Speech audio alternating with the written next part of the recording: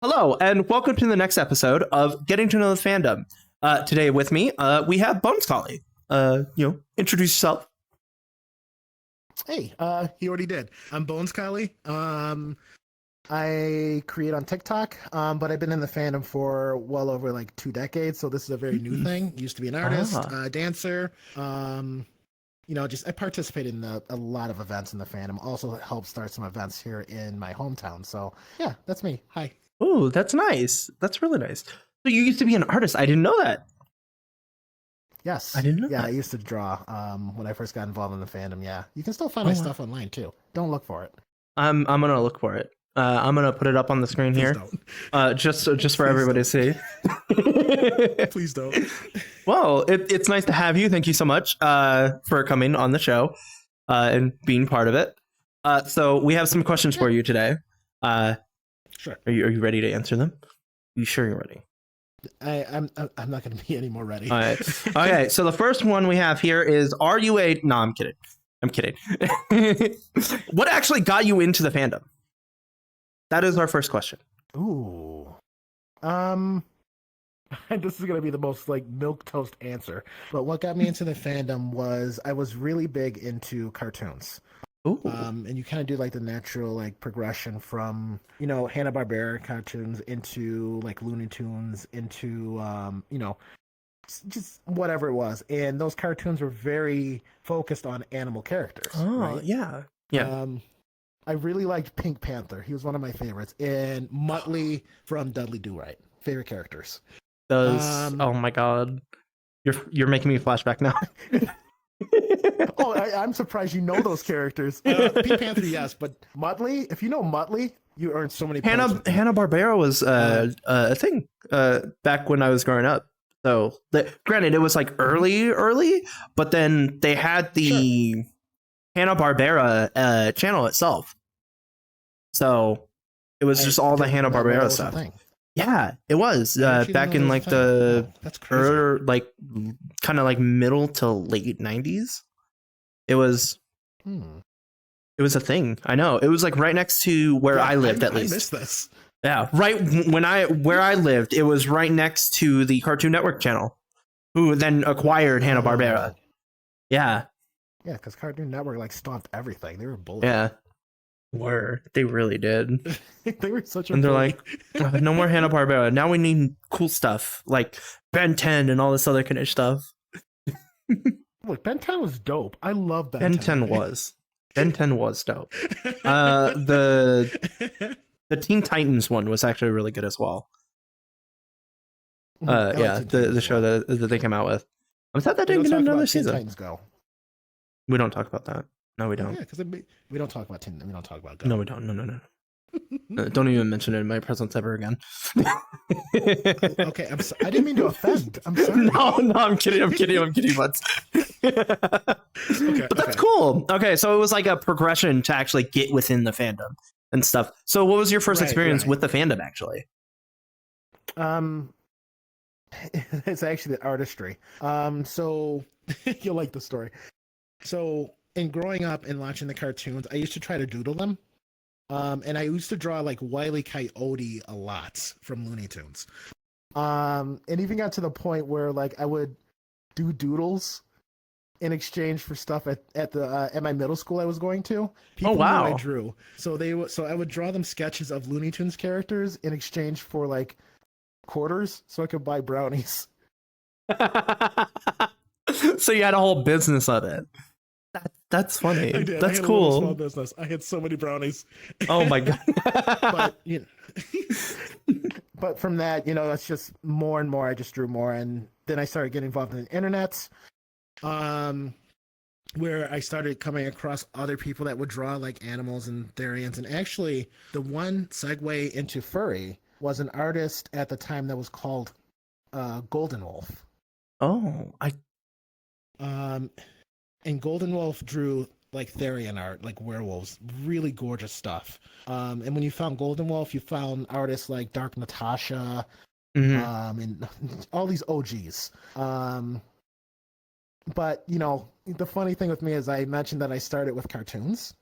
So Wile E. Coyote doesn't really fit therian werewolves, right? So in that, you just kind of naturally like float into the other spaces where I was starting to find furry artists. And at the time, I was kind of developing my craft alongside like, artists like Mish. I don't know if you know that name, but make really fantastic artists. And I think I remember it. a slew of others. Yeah, there's so many. I just mentioned so Mish. Spelunker Sal was around that time. And Don Ryu. There's quite a few. Yeah, there's a lot of being OGs. in artist circles.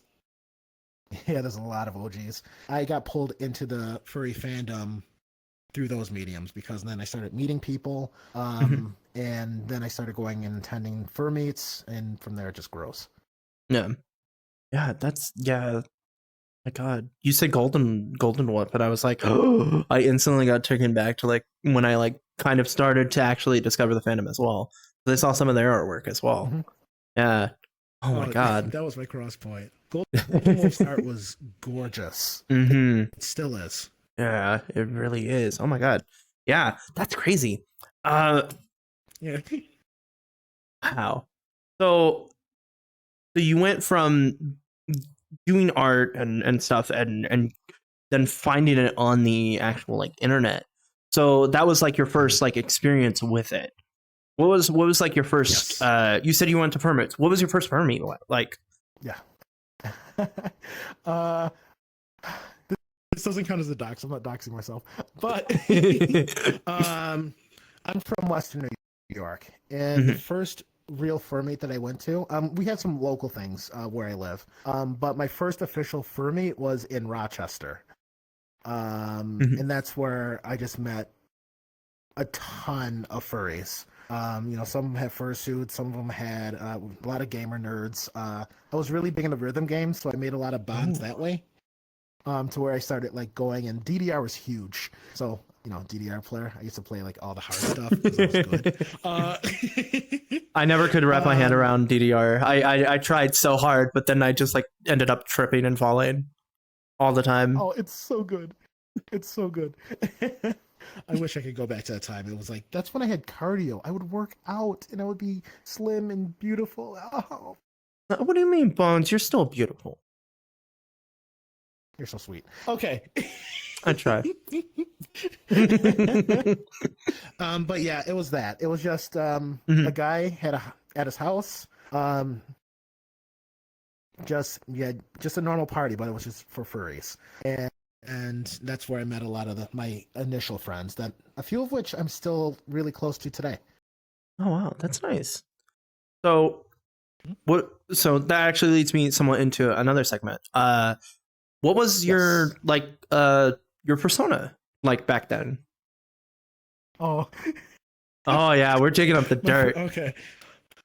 Oh, okay. My persona at the time was actually a raccoon.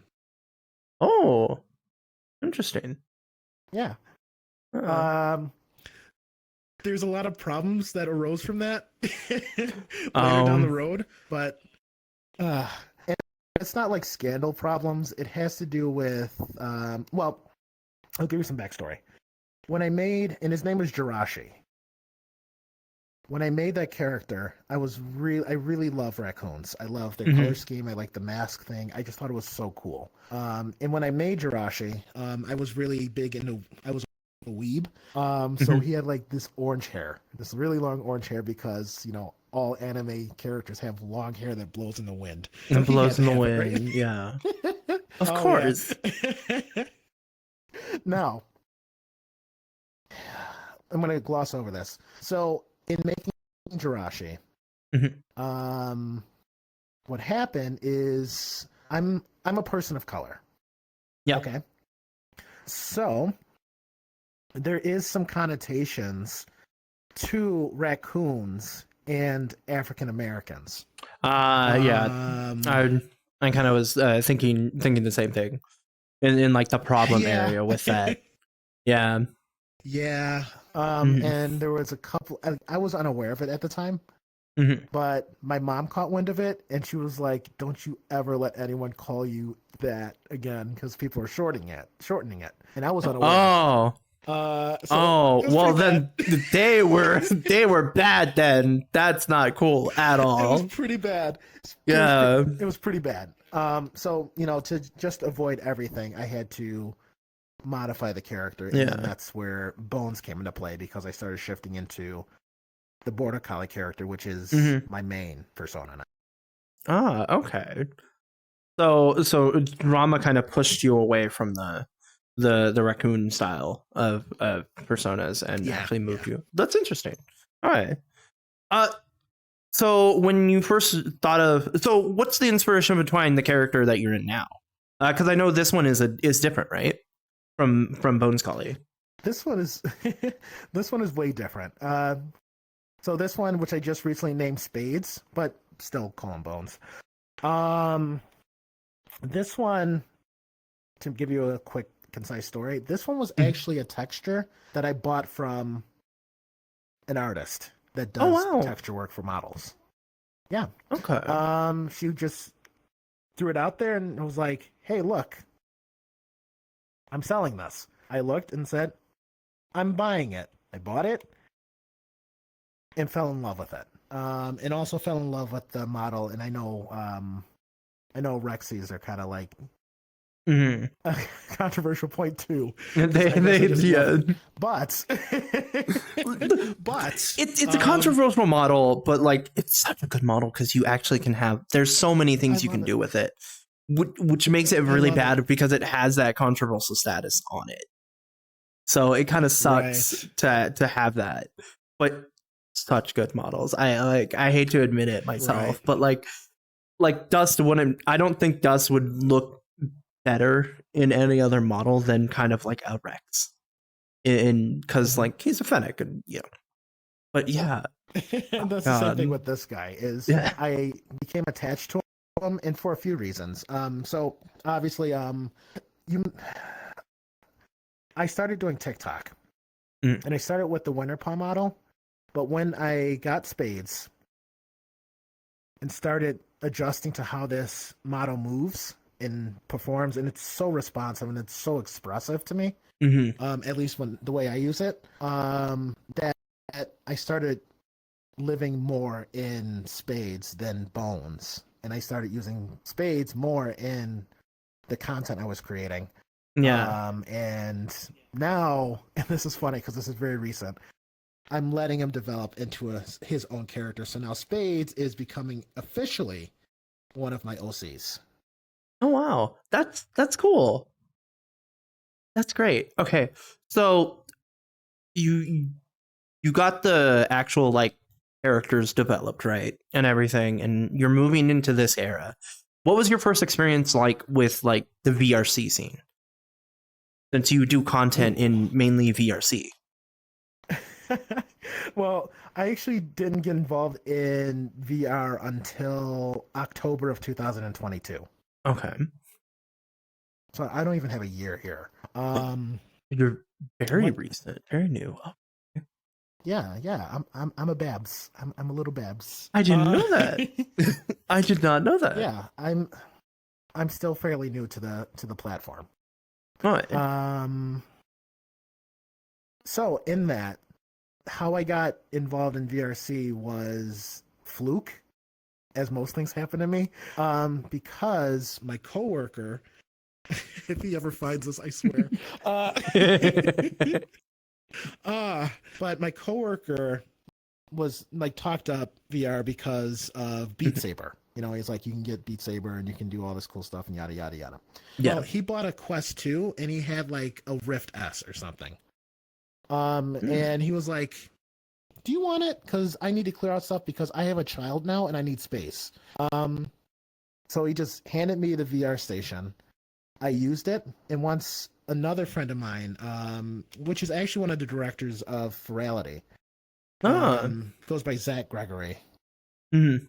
Um, he caught wind that I was kind of getting my feet in the VR because they said you should get on VRC chat, and at that point I was just a head moving around and just arms, right? Like everyone starts out Yeah. there. Oh yeah. Everyone starts Um, off with a basic setup and everything. right.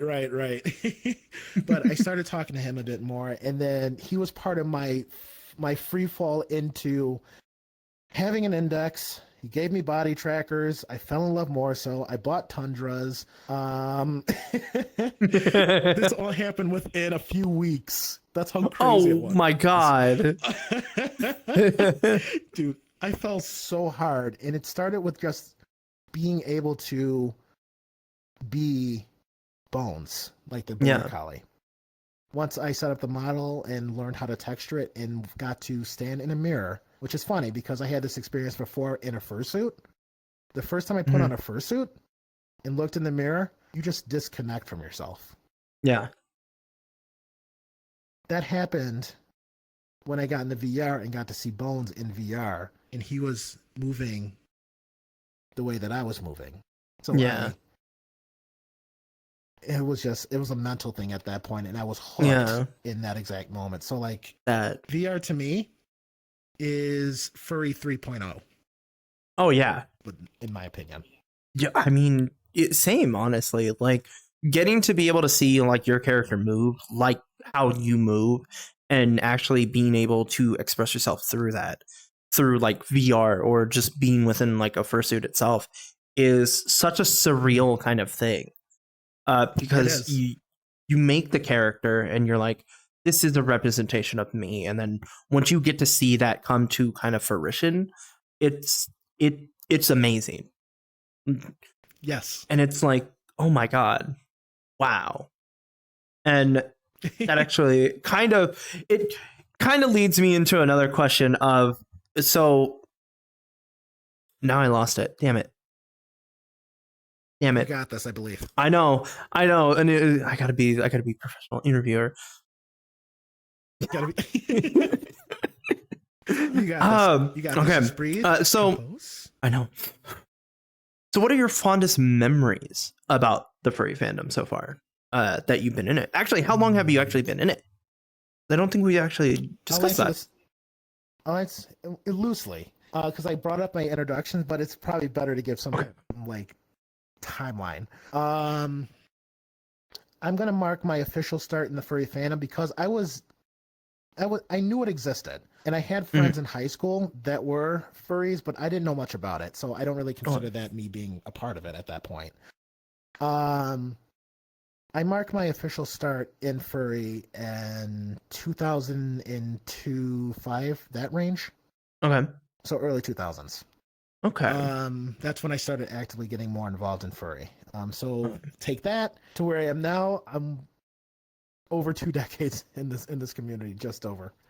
Oh wow, that's I think I'm like one or 1.5 decades, at least, because like around the so you're pretty close. Yeah, like around the same kind of time, like around probably like 2000, like 10ish, I would say I started to actually actively get into the fandom and get into it and kind of discuss with like other furries and stuff, and like come up with like Dust and everything. Like he kind of was always there, but he never really had like a solid form, I would say. And then around that time I pretty much did like you, kind of like got involved in like local stuff and was finding it out and everything. So that's learning slowly. Yeah. So what was your first question? Because I completely lost it. Well, my first question was how long have you been in it? But my second one here is, what is your fondest memory about like being in the fandom so far? This one's really easy for me. And I'll even give some context on it. My fondest memory is the conglomeration of memories. So I'll explain what that means. Essentially, I really cherish every single person I cross in this fandom. When someone wants to share time with me, I value that so much because I kind of come from a background where I didn't really have much of that. So enjoying the fandom, it gave me an opportunity to experience more relationships, more friendships, and a lot of my fondest memories come from experiencing things with those people. I will admit I do have a core circle that I hang around with in real life often. We just went to Palm Springs last year even. I know, it was so bougie. I loved it. That sounds fun. I'm gonna have to ask you about that now. It was so much fun. Oh yeah, soon. But it's just those kind of experiences. You're just going with friends. You're experiencing new things together, and it becomes a memory to call back to. It becomes a story in the future when you're sitting at the table, like we are right now. Yeah, To bring up and say, "Hey, you remember that time?" It's like, "Oh yeah, that was really fun." To yeah, create more moments like that sets the platform to revisit them yeah. with those people. Yeah, that's always kind of the goal. Like with me, is like when I hang out with someone to just make memories, to make memories I can look back on and be like, I did that. That was fun, and those people are special to me. Like that is what I. It's kind of like why I want to kind of do this is to get people to see kind of like furries are not just what they say they are on the internet. You're actually getting to know the people within that fandom, right? And Yeah. seeing that they're just people. That's funny you should say that. Yeah, because here's the thing: the furry thing is like such a Mm, surface level element. it Once you is. get beyond that, and same thing with like people that love sports. You come together because we both love the Patriots. Oh God, I got canceled just for that. Oh, you just got canceled. All right, interview over. We can't All have right, any more. all right. New example. New example. You like the Chiefs, okay? Yes. Okay. You like the Chiefs, okay? So you come together because you like the Chiefs. It's like, yeah, football, beer, rah, rah, rah. Hmm. Well, the more that you're hanging around those people that came together on the Chiefs and they rah, rah, rah the beer, you start learning about their families. You start learning about the things they enjoy. You start learning about their hobbies. They become people beyond that. The more that you're with those people, Yeah. and it's the same thing with fur. We came together because we have mutual interest, but the more that you're with those people, the more you learn about them, the more that they become Exactly. substantial in your life. Exactly. And that's kind of like why I started this. I want people to see more than just the surface level. I want people to meet the actual people that are in the fandom, which is why I'm asking questions to you and to other people. So that actually leads me into another thing, which is Sure. I lost it again because my brain is ADHD and it doesn't like to hold on to things. All right. Have you been into any cons? Many, too Many? many, What was your first con? a lot. A lot? Hmm. I've never heard of that one. My first con, was Anthrocon, I believe. Oh, nice. Yeah, What's and this was when it wasn't in Pittsburgh. It was like oh, was it in Philly? I believe so. We'd have to double check. I'm gonna Google that watching Yeah. right now. All right. And But just yeah, send that it was to my me first like when it con, and airs. I did a car. Yeah, right. But we carpooled with a couple of people from the Rochester group. It was a guy that was named Grelkun, and my other friend, who's now Nikolai. We drove down together, and got the hotel. Had that experience, and at the time, it wasn't as big as it was today, like by far. It was just a small thing, maybe I don't know, 100 or so people, not 100 or so people, but a couple hundred. It wasn't like you see today where there's like tens of thousands of people in one place. It's not It everybody wasn't coming that. from like all ends of the earth from the fandom just to go to one con at all. Right. Yeah. Oh wow, that's crazy. So it was more of like a local con, like not a local con, but more of like a smaller con, more personal, and you can actually like meet people instead of just running into like just random people like from all Yeah, all yeah. walks of life. Okay. The experience was way different than Ah, today, where you struggle to find people. There, yeah. they were all over the place. They like right there. You could always find someone. Okay, that's cool. So I think ones have gotten so big lately.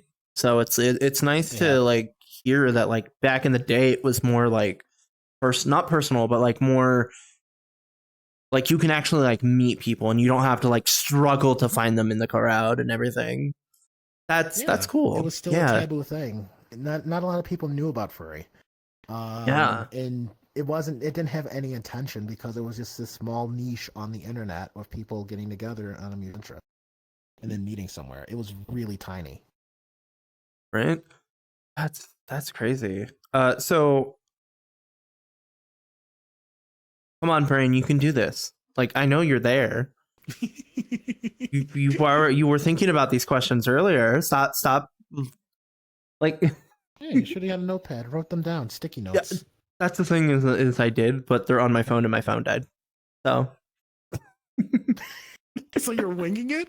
yeah, so I'm winging it. Listen, buddy. Okay. Look. I've gotten through probably like half the pages. Okay. Okay. I'm pretty good at winging it. All right. I'll keep up. So we covered your first con. What was like your first? Yes. What was your first like impression of like going to that con? Actually, I think that's a good place to. Weird. Weird. So your Yeah. first impression was weird. Okay. Because it was. Well, because I didn't know what to do. Mhm. So I know it was kind of just like a smaller function, but I didn't know anyone outside of the two people that I went with. And at the time, the only thing that I knew how to do was try to stay close to the one in particular, which was Nikolai. Because I didn't exactly know what to do. There wasn't really big like dealers' dens. There were video games around, I believe, but it was weird because you got to see people that were just being geeks, essentially, and nerds and fanboying about whatever the topic was. And me being the shy guy, I just observed a lot. I just watched. Okay. That's interesting. I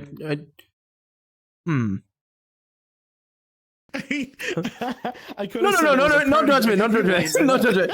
I'm thinking of like also I'm thinking of questions as well. What is it? So it was more weird and more probably surreal, right? Going to like a con and seeing like the niche fandom turn into from probably like what like a couple people like online, right? To like hundreds probably. See, I'll tell you something. Because I answered your question on the first one, but I can tell you the function I went to after that completely different. Yeah. And it was a glorified fur meet, but it was actually in Pittsburgh as well. Called WAPAFA. So Western PA Furry Weekend. And what it was just a big fur meet. And when I went there, and this was a time that my name was starting to kind of get around as an artist, people were approaching me instead of me being the observer because they knew I drew, and I would post online on sites like Elfwood. Furfinity didn't exist then. DeviantArt, VLC or VCL, whatever that archive was. I would post on those spaces. So people recognized that I was drawing, and don't look for that because that work was terrible. I'm saying it like it was this mind-blowing thing. It was terrible. He says that, but it's going to be on the screen. Please don't. Oh my gosh. But also at that meet, I also met other artists. And so we would sit at the table and I would get to know them while sketching. And then people would come around and look at the stuff we were drawing, and it was just this really personable environment. So really the fur meet and the Wapafa fur meet was like my best initial experience, and also the one that kept me coming back. Oh, that's great. That's so great. Oh my god. Yeah. Yeah, that's interesting. Was it? I didn't have like a similar experience, but I was kind of like on like your first experience, like the observer for when I went to my first con. So hearing that and like being in that position, I kind of like, empathize, or not empathize, but like see where you're coming from on the observer side. Cause like going to my first con was also weird for me because I've never like been to one.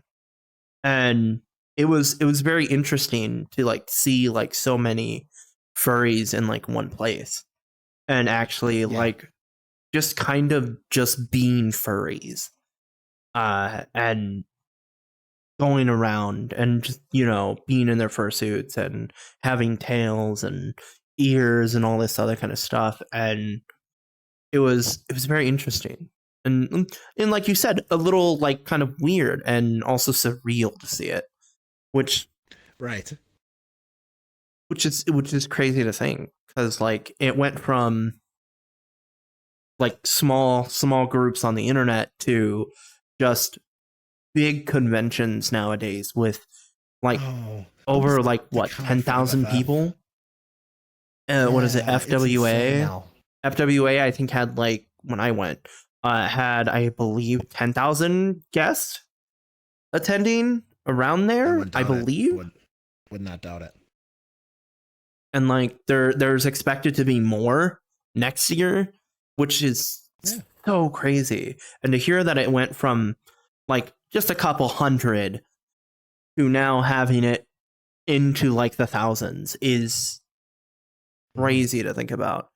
Which it is, absolutely is. Which is crazy. Which I want to get your opinion. Which I've asked this before on the show. What is your opinion actually on the furry fandom in general? What is like your take on it? I know. Oh, that's loaded. I know. It's so loaded, but don't worry. Other people are going to get asked it, and other people have been asked it. Please, because that's only fair. Yeah. Oh my gosh. Okay. I'm gonna give you two takes. Okay. The first is the glass half full take. Because it's true. The furry fandom, in my opinion, is, despite what you see, I still believe that the furry fandom is one of the most welcoming communities in existence. I think it's way more accessible now, which is obviously also opening it up for more scrutiny. But it doesn't change the fact that this community is incredibly welcoming and open. Yeah. That's just native to the beast.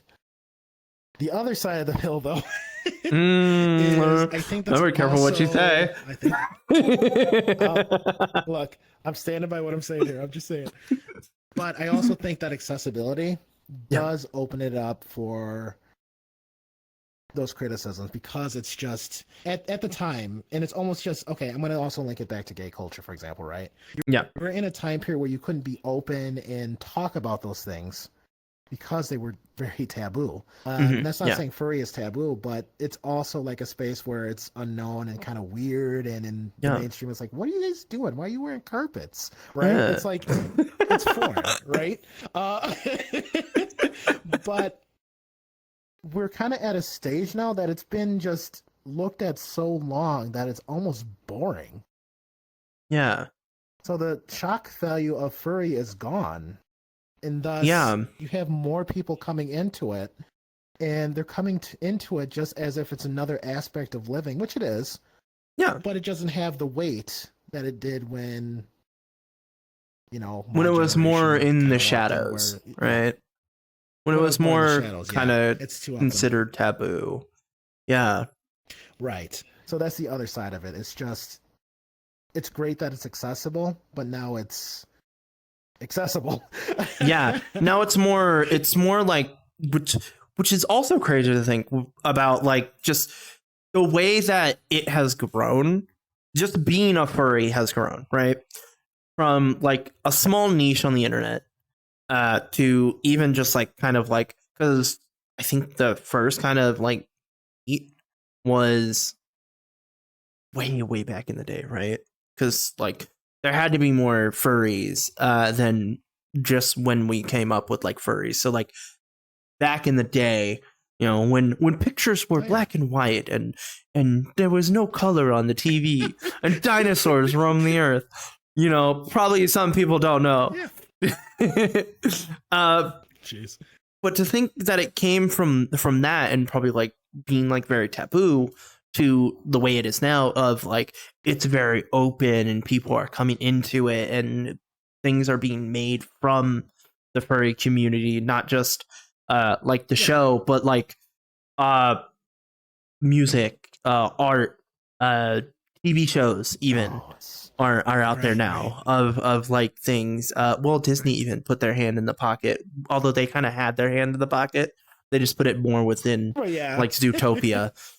So, and they're like, we're gonna go full on with this whole like furry thing. Let's do it, and then like let's make a whole new generation of people. Yeah. That are not attracted, but like loving anthropomorphic animals, right? Oh, by the way, yes, because I have to throw this out. I want to call out that I never once said Lion King in any of this. All right. Yeah. Lion King had no influence on me. Okay. The Lion King had no influence on you. Okay. So you weren't a Lion King guy. I was like, wait a second.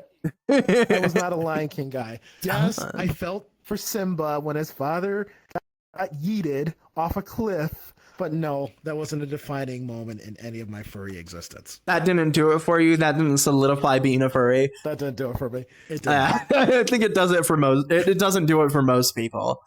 All right.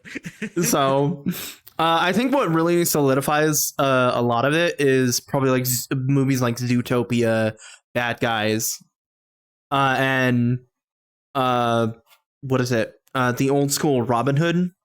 I know a lot of people come from that. I'll give Robin Hood some credence. Yeah. And things like that. I think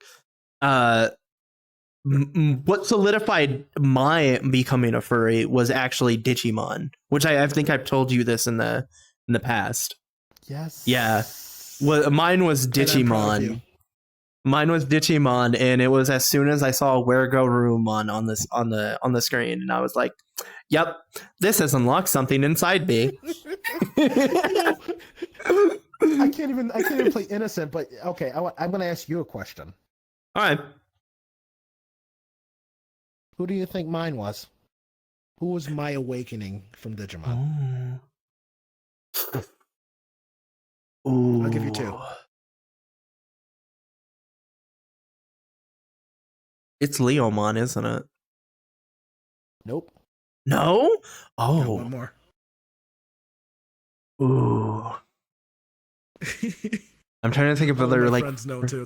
They always send me plushies. Trying to think of the. It's not going to be Angemon. It's a mainliner. Yeah. It's a mainliner. It's a mainliner? Which season though? Yep. First season. Okay, mainliner first season. I think I have it, but I forget the name. I think I have it, but I forget the name. It's the describe it. It's the ultra evolution of kind of the seal one. I forget his name. Is it not? Pokemon? Yeah. Holy, okay. Yeah. You got it. That was my boy. The evolution I like in his line is Zudomon. Zudomon did it for me. That's what I was gonna say. Is that one? I just forgot the name. So, so we had our awakenings on the same show. That's funny. Yeah. Zudomon was my favorite. And then they had to bring out what is it? Impmon's one with the biker guy in I believe like the third season. Yeah. That one was like, okay. I think some people do what is it? Where-Go-Rumon or Renamon from the third season. That's true. A lot of people love Renamon. They are really well done. Hipster, okay. You're a hipster. They're overrated. They're oh my god. So would you classify that one as like your first like kind of crush, or what was like your first crush on one? Yeah, we're getting a little personal. Oh my First I furry will say crush. that Come on. Zudaman, my first furry crush. Uh, Oh, what was my first furry crush? Because okay, ooh. Zudaman, yes, he was high on my Mhm. list. I just thought he was amazing, like in general. Um, my first furry crush, SWAT cats. Wildcats. I lied. Oh. I lied. Road Rovers. Ooh. I had a soft Hey. spot for Blitz. Yeah. Interesting. Okay. Yeah. The again, mine goes back to just where Garurumon. Like, I'm not I'm not ashamed to say it. First imaginary boyfriend. Gonna be very honest with it. Listen, I was lonely. I was See, a teenager. I didn't know how to talk to people. Leave me alone. Okay, don't expose me like this. mhm. You exposed yourself. I I am did. I judging you did. though, so it's a double. Oh, it's fine. Mm, It's okay. mm, But yeah. cool. So how did you actually get into content creation? I think Oh, that's a that yeah. We're was. gonna. I know flipping the I'll be switch. honest. I'll be honest about the content creation thing, right? I had absolutely no real intention to be as deep as I am right now. Mm-hmm. Um, what I wanted was, and this is actually related to me starting out in VR. Mm-hmm. I wanted to actually just put out videos, um, where it would promote conversation. So my first video that I made was actually kind of like a pseudo serious one, and it was over lo-fi. And it was like, Ooh. let's ponder the universe. It was like that sort of thing. It was so stupid. Yeah. But I was serious about it because I wanted to like talk to people about things that meant something. I didn't want to get stuck in the meme cycles because that's all it was at that point. Yeah. But once I did that, I actually posted it on Twitter. Hmm. And my friend Zach was like, "You should post it on TikTok, right?" And I was just like, "Nah," because I'm in my mind, I'm like, TikTok's for kids. That's their thing. I'm Mm-hmm. not doing that.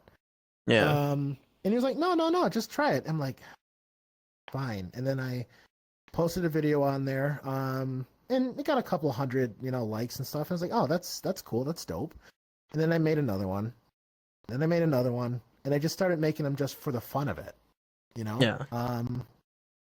And then I think what stuck with me was I made one. Don't make me describe it. Please don't make me describe it. That. All right, now you're gonna have to describe it. that. They want to know.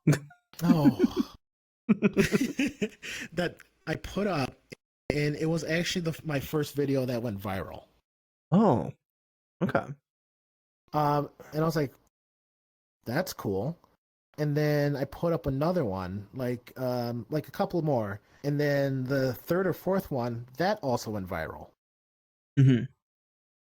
And then a couple more, and another one went viral, and they started chaining. I'm like, oh, this is fun, right? Because it's not so much that they're going viral; it's just that people are seeing it, and that people are interacting with it, and they're Yeah. laughing and having fun. And it was like, look at all of these really great comments. Occasionally, you do have a cringe like hater, like "haha, furry fatherless one," but Oh yeah. that comes with the territory, right? Yeah, that definitely well, even nowadays, like on TikTok, like a lot of it is like it pushes it out to people that don't want to see it, and then they're like, oh god, what is this? And they don't understand that, like, with the TikTok algorithm, if you interact with that content and you comment on the content and you interact with it and you watch it all the way through, it's going to show you more of that content because it thinks you like that content. So Right. if you don't want that content, don't look at it. Don't just look at it. Like, and don't interact with it. But honest, I mean, that actually gives me like a funny story. Today I was streaming, right, on VRC and on TikTok and stuff like that. And anti-furries came into the chat, like they do to be anti-furry and all this other kind of stuff, and be like, oh, you're fatherless, yeah. and one of them actually, I didn't turn him, I didn't turn him, but he actually was kind of nice. And because, I didn't come at them with the, oh, you're anti-fur, get out of here, I don't like you, and, all this other kind of stuff. Oh, yeah. And then more came, and one of them actually said that they were bored because I wasn't giving them the reaction that they probably wanted, which was, oh, Right. you're a furry, I'm anti-furry, you're going to hate me automatically. I actually was like, if you want to stay and you want to enjoy and you want to answer like the questions that we're doing on the stream, since we were doing like the variety board, right? In that world. Sure. And just answering questions like personal questions or just random questions that it asked. And one of them got bored. The other dude ended up following me, and it seemed like they had a really good time with the stream. Yeah. So that's a good time. And to be honest, I do the same thing too, right? Yes. See, but only because I have the mindset of you live how you live, you think how you think, you do as you do, right? Exactly. So if you want to come in and say, hey, this is really cringy, I just go, yeah, it kind of is. Oh, when they said that to me, I was like, you don't think I know what I am? Okay. I'm literally a fox on the internet, man. It's like seriously. I think, and actually, that was like, I don't know why I did that, but someone actually did use fatherless on me on like TikTok Live before, and I'm like, yeah, I definitely do have dad issues. That's a thing. But then we went on the next thing, and it was just like you just go over, and it just takes the wind out of their sails, really. And it does, because they don't expect it. They don't expect you to be nice to them, because they're supposed to like hate you, and you're supposed to hate them, right? Yeah, but it's I just don't have the energy for it. Exactly. It's not even just like not having the energy for it. It's just I'm naturally like a nice person, so like I'll give you the benefit of the doubt. If you're gonna come at me with like, oh, I hate you, I'm not gonna come at you with like, I hate you. I'm gonna come at you with, well, I mean, that's your life. If you want to do that, that's up to you. But like, if you want to have fun, you can come and hang out with us, man. Like, I'm not gonna sit there and hate on you just because you're anti-fur or anything like that. It's just, yeah, it goes far. You want to. There are some things where it's like, yeah, that draws a line, right? There is clearly a line, but like, if they just come in, and they're just like, oh, I'm anti-fur because of this, and it's like, oh, okay, I could see where you're coming from. Okay. Yeah. It's like, I understand it. I'm not gonna like sit there and hate on you though for it. And like, I would hope you don't do the same to me. Right. But there are some people that are just like, oh, you're a furry, ew. And it's like, there's going to be a few. Like, yeah, there was again one that said like, ill furry. And I was like, yeah, I say that to in the mirror every day. Like, you don't got to tell me. Like, come on. Thanks for the reminder. So what do you hope to like, not get, but like, what do you hope to inspire with like your content creation?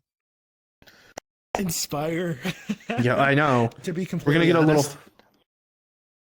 No, because you're gonna hate my answer. I don't have a lofty goal. You don't have a lofty goal, and that's fine. No, I just do it for fun. Yeah? You do it for fun. That's it. Yeah. I think that's what we all kind of start out doing, right? Yeah. We all start out with starting out, and it's fun to do, and then eventually, if it grows into something, it kind of grows into something bigger than just I wanted to have fun with content creation, right? I think that's where, I guess for some, yeah. Yeah, for some at least. I haven't reached that point yet. You haven't reached that point? Interesting. No, I mean, there's other things that I want to do. Like, trust me, I do want to challenge myself more. And there is a thought that I do have on also, like, going over to YouTube. Not leaving TikTok, but I have like goals where I want to do things that require a lot more effort and a lot more idea, a lot more planning. I want to do stuff that's more of a challenge time. That's just what I was going to ask you. Do you have any more future plans for your content creation? Yeah, I do. And it's just going to be what it is. I have a couple of friends that are going to help me out as well. So that's kind of cool. But the goal is to keep like TikTok doing its thing. You see a funny video, it makes me laugh. I might just reproduce and do the skit thing like TikTokers do, right? But for YouTube, I want that to be the longer form stuff because TikTok isn't really a great platform for long form content. No, it is not. And for things that are theatrical, and there's very few people that can pull this off in the short form space. For things that require more planning and more setup, I think that's more appropriate for YouTube. So I'm actually going to have a divide in the content that I make once I start posting to YouTube. Okay, so you're planning to do more like YouTube content and more long form stuff. Do you have an idea of what it's going to be? Since we're on that topic. Oh, can you give us a hint? Or do you want to keep it? Give us a hint. I'm going to keep this one secret. Because I'm not going to say much more on that one. I'm going to leave that alone. Leave that secret. Okay. Well, I think that's all the time we actually have for today. Sadly, I know the interview is over. Would you like to plug your socials for everybody? Plug my show. I can't even say the word. Socials. Socials. It's hard. Like Worcestershire sauce. I'm not even trying it. I am not. All right. So my socials are very easy to find. I'm Bones Collie on TikTok. I'm Bones Collie on Twitter. I am Bones Collie just about everywhere. You look it up, you will find me. I like to keep it simple. But yeah. Which is very nice, yo. Well, that's all the time we have for today. I hope you enjoyed, and I will see you guys next time. I'm Dust, and like all of my socials are just Dustminic on pretty much everything that's out there. But that's all the time we have for getting to know the fandom. I hope you enjoyed, and I will see you guys in the next episode. Goodbye, everybody. Bye. Seems you're at the end of the video. If only there were places you can go to see more content of mine.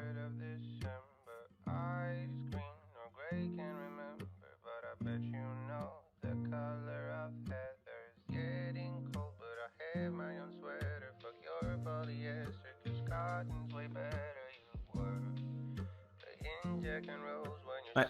Hello and welcome back to I forgot the name of my show because, why not? My brain just doesn't want to work right now.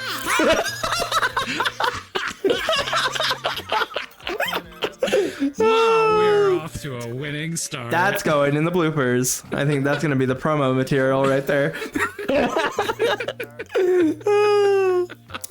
Oh my god.